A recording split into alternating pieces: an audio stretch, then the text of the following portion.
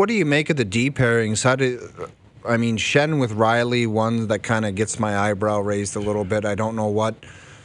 Rielly in general, let's call it what it is. He needs to play a lot better. Way better. Yeah, way better. Just how is it shaken out for you, and how would you set things up? Well, I think it's sorting itself out itself. I think what we saw last night is probably what we should get used to come playoff time. I mean, you look at the play of Timothy Liljegren, he's playing himself out of the lineup. And, when you go to Liljegren, you almost go back to the game in Calgary where they decided to make him a healthy scratch. And Sheldon Keefe challenged him, and it just seems like the pressure of that challenge, he hasn't really been able to respond well from it. And then, am I still on the air here? Yeah, we got you. Oh, sorry. Continue. Is this your first time? I went completely blank there. I was like, what happens? Am I going on? I was listening to you, and I was thinking, is this guy, what is happening to him? Maybe that's on me, dude. I probably should have jumped in and helped you. Finish your last sentence ever on this show, it's all please. good. So that's the first time we've had a "Am I still on the air?" in quite some time. Well, it's because I'm on the tie line at home, the COD line, and it went completely silent. So right, my bad. But you your were brain. talking. It's supposed to be silent. That's called your brain, dude. Okay, let me finish. Please do. We don't know where you started, but take us wherever you need to finish. Morgan Rielly. Yes. I know he's a polarizing guy, and there was a lot of people after that loss on Saturday were like, see, you can't have Morgan Rielly on the ice. And, you go back to the game-tying goal. It was Morgan Rielly's play that helped tie the game. So do you want Morgan Rielly on the ice? Do you not want him on the ice? That third goal, okay, so I question whether or not Liljegren probably should have been on the ice, and maybe the pairing should have been on the ice when you're trying to defend a tie with 3 minutes left. But, that play in the offensive zone, it's a soft play by Liljegren that keeps it in. They go low to high, slap shot to the net. It's a rebound that kicks out to Aho, who's coming in 100 miles an hour, and he buries it. And and people are like, Morgan Rielly can't be on the ice. Look, Morgan Rielly is who he is. Yes, he needs to play better, but he's a better offensive defenseman than he is a defensive defenseman for this team. And I still believe they're a better team with Morgan Rielly than not Morgan Rielly. In a 7-game series, if you don't have him for 7 games, are you a better team? Well, so I'm with you on that. I agree. That's where there are two avenues with this conversation revolving around Morgan Rielly. The first one, which is the mandatory one to start with, he's playing. All right. He's the longest standing Leaf. He's a veteran. He's the highest paid defenseman. They're not taking him out of the lineup. They're not playing him on left wing. This isn't house league.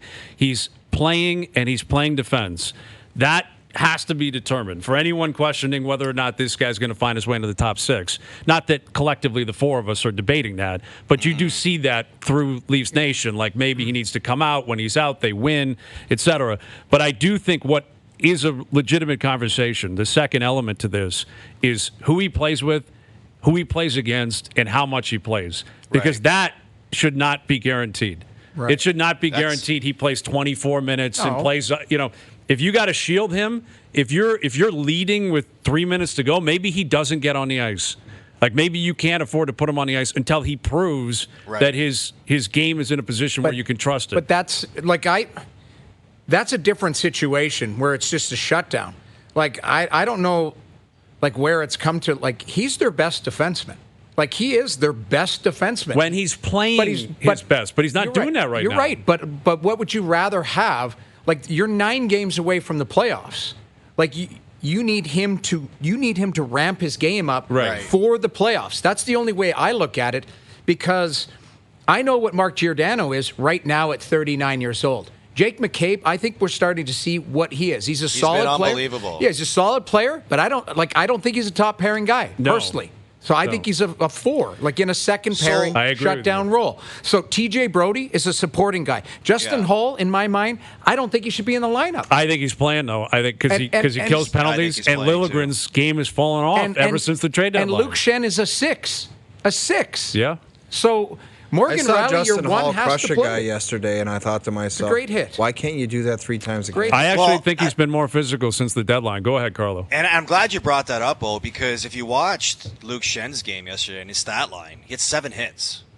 And there's a reason why he's in the lineup is because he brings that physical play. Yeah. And But it's there's a almost lot like, of cronies, Carlo, that will argue that the amount of hits is the fact that you're always chasing the puck, so it's not exactly a positive connotation. So I don't necessarily agree with that, and that's just because how I feel about the cronies and what team we're on with eye test. But what that does, though, is when you bring a guy and you insert a guy like Luke Schenn into the lineup and you have other guys on defense watch him play like that, it becomes contagious.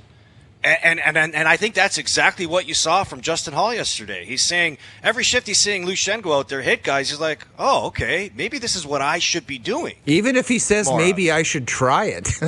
Well, Right. Absolutely. You got to do it. It's no secret for me. They've got to do it by committee. Yes. They don't have an alpha one that plays 25 minutes a night. Hedman's not available to them. Yossi, go through the league. There's a handful of guys that play like that. So it's got to be committee. I still come back to do whatever you have to do to get 44 going to the best of his ability and feeling good about his game. Just talked about 34 rounding into shape. Matt Murray, everyone else that you want. John Tavares hadn't scored in 8 games, gets 2 last night. Yep. Kerfoot's the perfect Kerfoot's on a heater. example. Alex Kerfoot's on a heater. Nobody cares how you played in the regular season if you played to your potential in the playoffs. How many times have we said it on the show? You can be a regular season hero all you want. Right. They've already got that crown. They've established that 6 legacy. years in a row.